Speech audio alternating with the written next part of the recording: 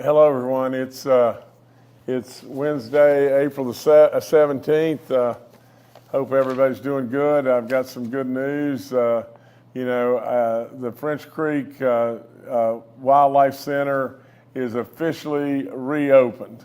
We ran into a real snag, and all this with, I think, the USDA and a fence and all this kind of stuff. And we've gone through the different hoops, but I'm thrilled to announce that the West Virginia State Wildlife Center at French Creek has officially reopened to the public, and that's really good stuff and everything. We've been in operation there a long time. A lot of folks do really, really good work, and a lot of people enjoy this incredible place, and we want them to continue to do that. So come and visit and enjoy. Okay, we've got a young lady that is an absolute United States hero, and she's with us today. She's our own from West Virginia, and her name is Jessica Lynch. You may remember that in 2003 that she was held captive and by the Iraqis, and really and truly it was a display of true grit beyond belief, and in West Virginia we're so proud and everything. But our Department of Veteran Affairs is launching a women's veterans program because there's a huge need for women ambassadors for West Virginia, and she's going to jump in and help head this up, and we congratulate her. And we're excited to have her on board, and she's going to tell you more about this right now. And but like I said, for crying out loud, this is a lady with grit beyond belief. I mean, that's just all there is to it.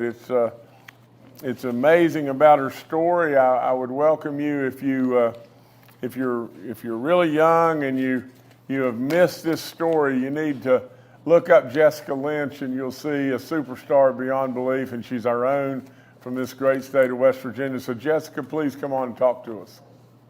Hi, thank you guys so much. It is such a pleasure and an honor. So again, thank you for having me, Governor. This will be very exciting for me because I'm going to come on and I'm going to be able to help women veterans across the state. And my hope is just to be able to really work with them and get them anything that they are lacking or that they are needing at this moment. So it's going to be a very exciting job that I'm willing to take on, and I hope that we are able to reach more women veterans across the state. Well, Jessica, I can never thank you enough, and you stepped up for this nation beyond belief, but now you're stepping up for West Virginia again, and you're stepping up for our women's veterans and everything, and that need help, need ambassadors and need help and everything. So let's try to do any and everything we can to salute and help our women's veterans, but don't ever remember this contribution that this lady Jessica Lynch made for this nation and for all of us, and she's a hero in every way. So Jessica, thank you so much. Thank you, Governor. Okay, if I could jump to another subject, I'm thrilled to announce the approval of $19 million in grants for 56 outdoor projects. This is all about rails and trails and everything. And so with these trail grants that are going out, just think about what tourism has done in West Virginia. I mean, it's amazing. I was really always a believer that really, if you just look and step back from our state, you could see a state with 4 unbelievable seasons, and a state that has unmatched beauty, and a state that's the waters of this state are unbelievable, and a state that's located within a rock's throw of 2/3 of the population of the country. Now, put it all together. I mean, for crying out loud, connect the dots. And that's what we've done. That's exactly what we've done in tourism. We are exceeding $7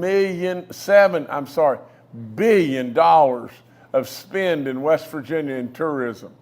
We absolutely have skyrocketed. A 30% increase like right now in addition to that, what that equates to is an additional $1 billion of spend in West Virginia in a year. It is unbelievable what's going on with tourism in this state, and the sky is so. There's still so much room that we can do, and so many more things that can happen. And absolutely, if we don't believe in West Virginia that the diversification and the real contribution of putting real dollars into tourism, it has been a winner beyond belief. I salute Secretary Ruby and everything for the fabulous job that Chelsea's done. But not only that, all the people, everybody's pulled the rope with me and everything, and moving this state forward from a standpoint of tourism. It's been a real winner. And I thank the legislature. I thank everybody, because when we decided to really get on board, and we decided to promote ourselves, a lot of people, the naysayers, said, oh gosh, well, we don't have the money to do all that and everything. And all of a sudden, instantaneously, that quick, we started bringing in, for every dollar spent, it was either 10 more dollars would come in or 14 more dollars would come in instantaneously. It is absolutely a winner beyond belief. And so with this right here, what we're going to do with these trail grants is this. We're going to be tacking on another 700 miles of brand new or improved trails all throughout West Virginia. More and more visitors, more and more money spent in this great state. And a lot of these folks that are not only coming to visit, then all of a sudden they're seeing this incredible peoples in this incredible state, these unbelievable seasons, and lo and behold, they're moving here. So a lot of good stuff happening and everything. Let's just keep it going on that. Now, here's something I want you to pay really close attention, especially if you're a freshman or a sophomore in high school. And this all goes back to the first ever Governor's School for Tourism. It's starting this summer. Now, if you're interested in doing some really neat stuff where you could end up with an education, and someday you may very well end up in the tourism business and everything, and absolutely enjoying all the great opportunities as far as jobs within tourism across this state, you need to think really hard about, because there's a deadline coming up on Friday, April the 26th, and everything as far as enrollment in this program for the summer and everything, or for a piece of the summer. So with all that, just go online and look. Just go online and just see if really and truly this is something you'd be interested in, because for crying out loud, it gives you unforgettable hands-on experience and learning, on these tours that we'll be doing across West Virginia. It's a real opportunity. It's a real opportunity, especially if you're a freshman or sophomore in high school. So go online and look, and you can go right under tourism and everything, Department of Tourism, and you can find it easy and everything. And with all that being said, the deadline's Friday, April the 26th, so you got to move.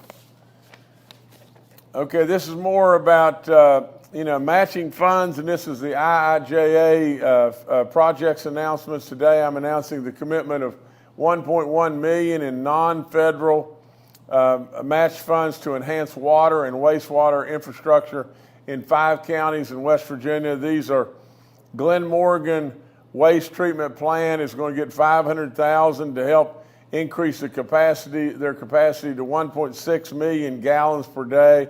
The town of Alderson will receive $93,000 for their water system rehabilitation and expansion project. The Bunker Hill Water Main Line upgrades project will be supported by $500,000 to match, in a match to increase water treatment and distribution capacity. And I'm not going to read them all, but nevertheless, more and more projects across West Virginia to get better water. And I'm not talking about our sewer projects and everything, but really and truly, we've done lots and lots of stuff. Ann Erling has been a superstar beyond belief, and we're just going to keep doing it. But nevertheless, I want to tell you about Kathy. Kathy is doing well, recovering from hip replacement surgery. Dr. Dietz at WVU and the whole WVU team, what a job they did and everything. Kathy's doing great. That's all there is to it. But I want to talk to you just a second about these therapy dogs. You know, Kathy's team, through the Friends with Paws initiative, is now placing another 2 dogs in our local schools. There's a dog, Eli, is the 24th therapy dog that's been placed, and it's going to Nutter Fork Primary School, and Oprah is the 25th therapy dog, and it's going to the Fairmont Middle School. So we're continuing to do that. These dogs are unbelievable. Now, they are just flat unbelievable, and what they're doing to help our kids is the real deal. You know, you just need to get involved and see it. You just can't imagine it. It really would touch your heart. I go back to a kid that, you know, severely handicapped kid, didn't really want to come to school, didn't like it, everything else under the sun. You know, there he was right there in Pineville, and you know, he was reading to the therapy dog, and you know, just a young kid, and he said, somebody said something to him, and you know, about, you know, is this a good day? And he looked up and said, whew, I'm going to have a hard time with this, I always am, but he said, best day ever. You know, listen, these dogs are amazing. They're totally amazing, and so the more we can get out, the better. You know, I'm going to talk to you just a second about the electronic bank transfer cards. The federal government's given us an opportunity through the USDA to give you know, a card to our kids, you know, that are really in need. It's not near enough, but it's something, you know, for $120, and you know, that they can buy, you know, food, and they can have that card through the summer, and it'll help some. You know, it's going to be operational on June the 1st through August the 20th, and like I said, it'll help some. We've got to continue to do more and more and more. Gosh almighty, I don't know how in the world that it seems anywhere close to okay, you know, for our kids to be hungry. I mean, it's just, it's not okay. We're thankful for this, but we need to do more. And I've got an announcement here that is really good. We got some real winners, you know. But a few weeks ago, I continued to ask you to vote for the USA Today 10 Best, and I'm thrilled to announce that Berkeley Springs, Fairmont, and Lewisburg have all secured impressive spots in the 3 distinct categories. Lewisburg ranked number one in the nation with the best small town food service or food scene. And that's really not too good for me, maybe, but really and truly, Lewisburg, number 1 in the entire nation. Berkeley Springs ranked number 7 for best historic small town, and Fairmont ranked number 10 for best small town in the South. So congratulations to Fairmont, Berkeley Springs, and Lewisburg. Awful good stuff. So great job.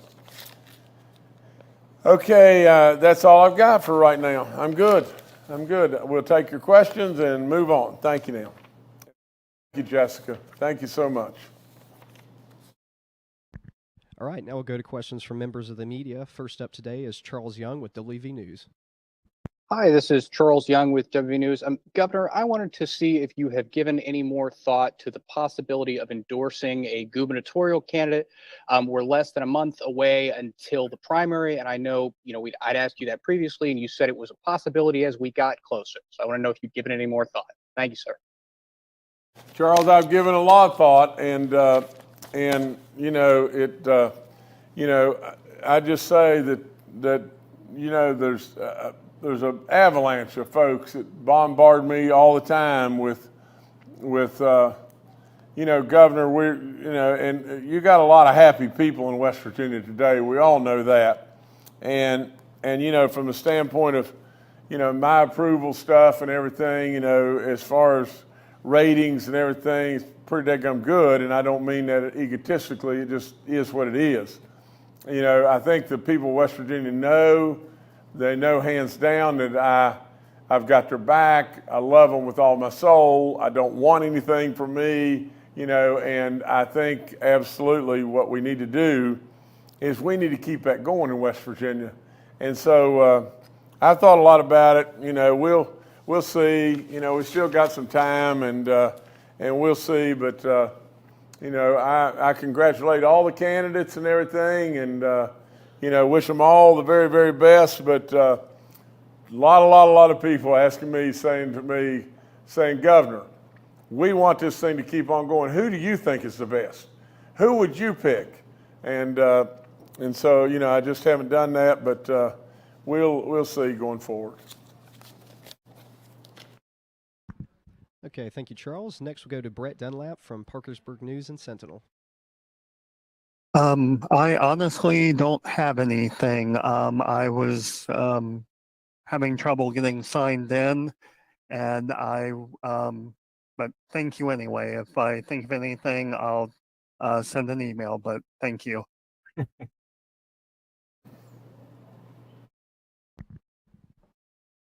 Thanks, Brett. Next, we'll go to Curtis Johnson with WSAZ.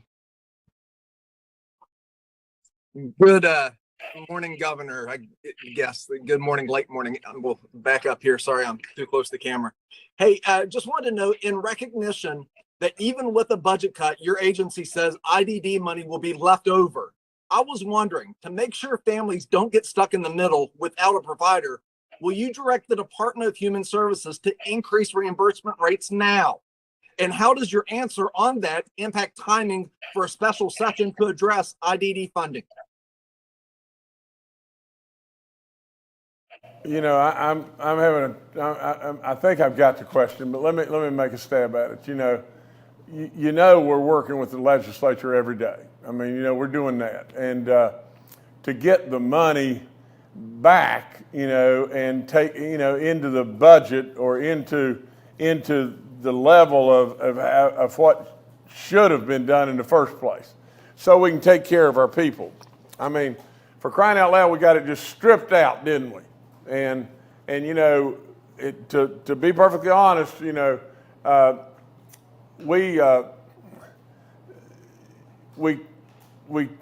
can't do what we're doing without the cooperation of the House and the Senate. And what we did at the 11th hour, we stripped real live money out of it, and we told you, people are going to really get hurt by this. And we had the money in it. We didn't have to do it. I mean, there was no need to do it. I mean, that's the thing that just drives me crazy, is why in the world did we have to get on a soapbox? And I keep making reference to just this. Too many people listen to a finance chair that thinks he's got all the answers in the whole wide world.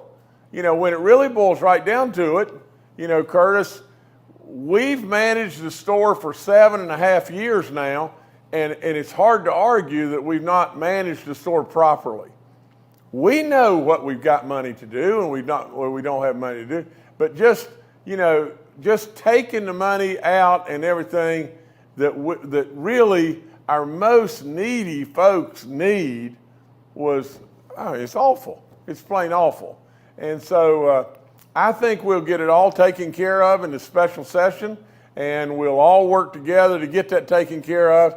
But we've got to get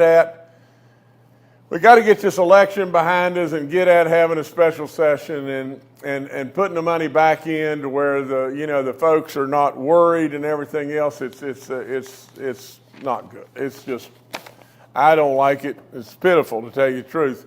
Our most needy that are sitting around worrying about this, that's not any good.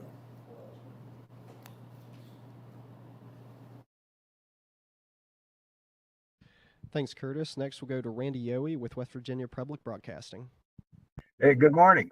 Governor, in the interim meetings over this past week and the technology and infrastructure meeting, Delegate Jim Butler out of Mason and Putnam counties said that he suggested appointing something akin to a blue ribbon commission to study the status of the state's secondary roads. He said the roads to prosperity bonding was not enough, obviously, for secondary roads in his county and other counties. So your thoughts on that? And I have a second question from one of my colleagues.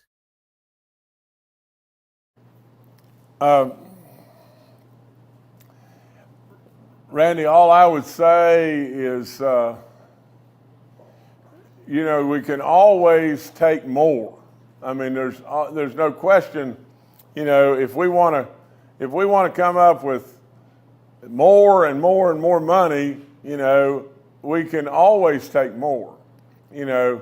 But my staff met yesterday with people in Mason County, on the condition of roads there, what we're trying to do and what we have done is, I don't know how you argue the achievements of Jimmy Riston, the Department of Transportation, the Department of Highways. Just look at it. Look at what's been done.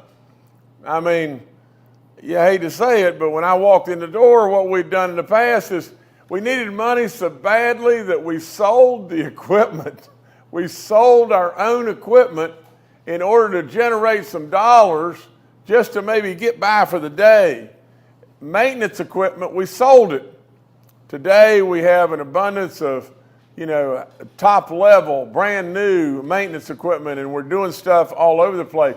You saw, I think, where we had fixed, 50,000 plus potholes. You can't do it all on day one when we have absolutely shipwrecked the entire state before I walked in the door. We did. I mean, like it or not like it, we did. The Roads to Prosperity program is so absolutely successful, it's off the chart. So with all that being said, we're going to keep on doing everything we can, and we're going to keep on making every improvement that we can make, but we're not going to do that by just creating a situation where we create a tax burden on our people to just do more and more and more and more instantaneously and everything. I haven't seen all the details, but I think the last thing in the world I'm going to get into is everybody wants to get on a soapbox, don't they? Everybody wants to get on a soapbox and start saying, well, by dog, let's do this, let's do this, let's do this, and everything. Sounds great, doesn't it? But we've done it. We've done it correctly, and we've done it properly and everything. I don't know how you can argue that. And I've got my second question. Many people along Indian Creek in Wyoming County are sounding the alarms about water contamination possibly coming from a mine that your company purchased and now owns. As the governor and the owner of said company, is there anything you do or planning on doing for these folks so they can have clean drinking water? I'm all for them having good, clean drinking water, but you can't blame me on this one. The companies that we have and everything are so distantly involved in this, it's unbelievable, and so, the DEP is working on the issue and everything, but this is somebody else's problem. This is not created by something that we've done. Thank you, Randy. We'll now go to Amelia Nicely from the West Virginia Watch. Everyone.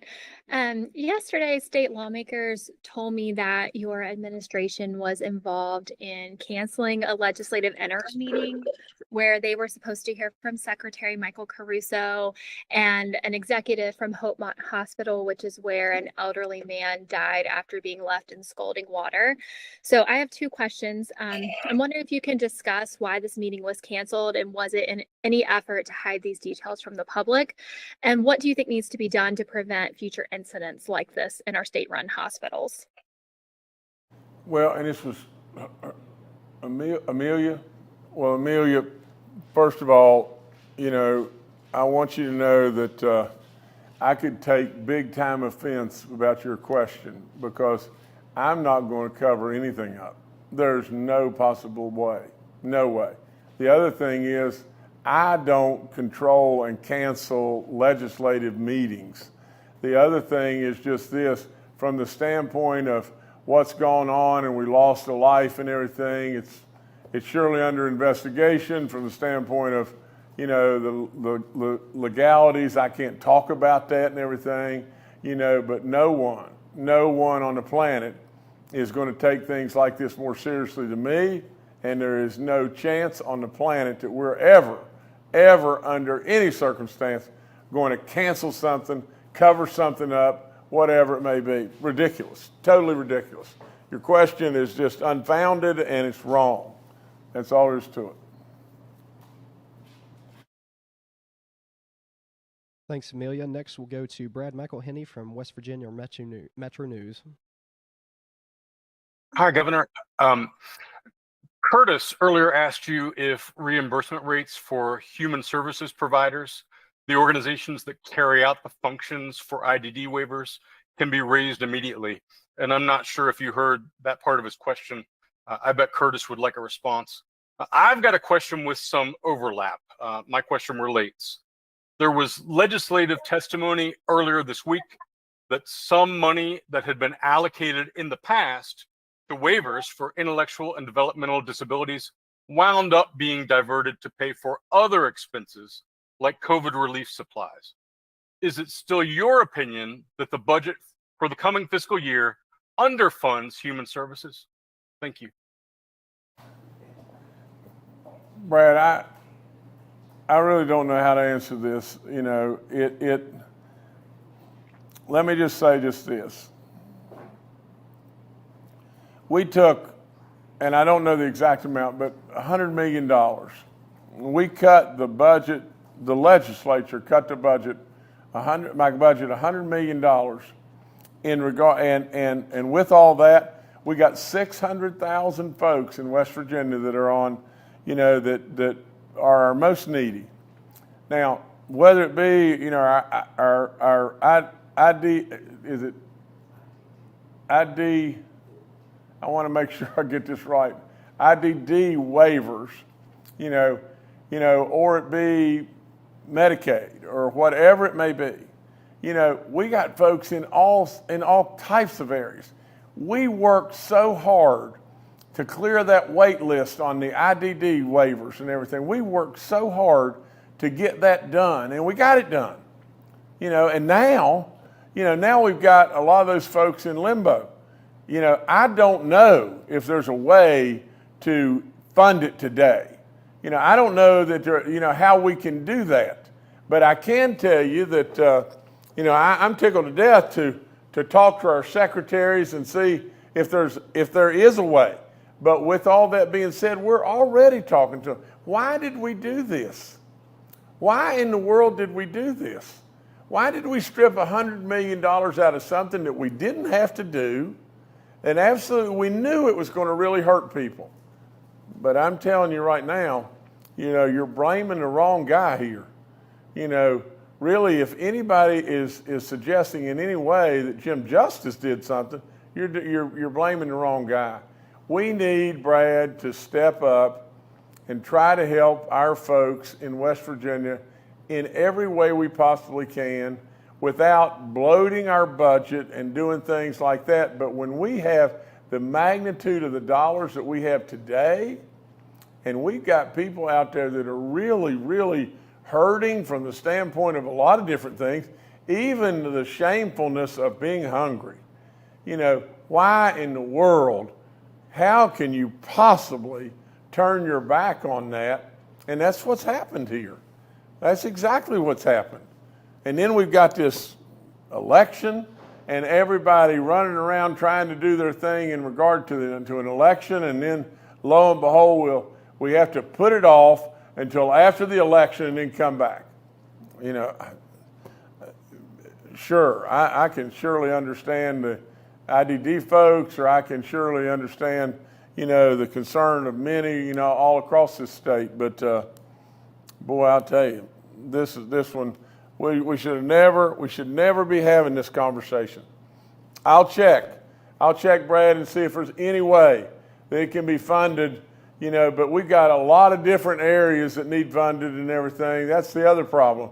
You can fund one thing, but you got 14 other things that you can't fund until we come back into a special session and then get off the bubble, but we've got to get this back done. That's everyone, Governor. I'll turn it back to you.